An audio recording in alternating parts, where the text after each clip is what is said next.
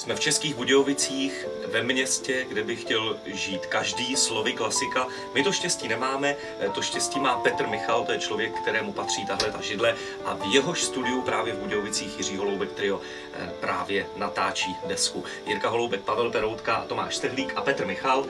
Petře, pojď sem. Především proto, aby všichni muzikanti viděli člověka, u kterého se skvěle pracuje. Dělá to výborně, všem to můžeme doporučit. Ta naše deska bude na světě někdy koncem dubna roku 2013, vydají vydavatelství Českého rozhlasu Radioservis. Najdete na ní 15 autorských věcí. My se na to strašně těšíme, doufáme, že se vám bude líbit. Tak dávejte pozor, až ta deska vyjde, abyste o to nepřišli, protože ji děláme hlavně pro vás a těšíme se.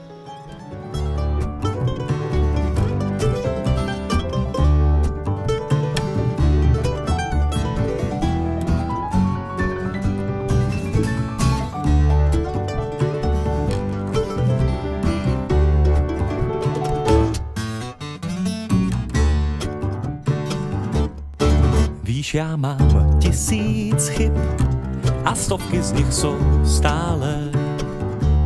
Víš, nejsem dokonalý, vybásněný muž.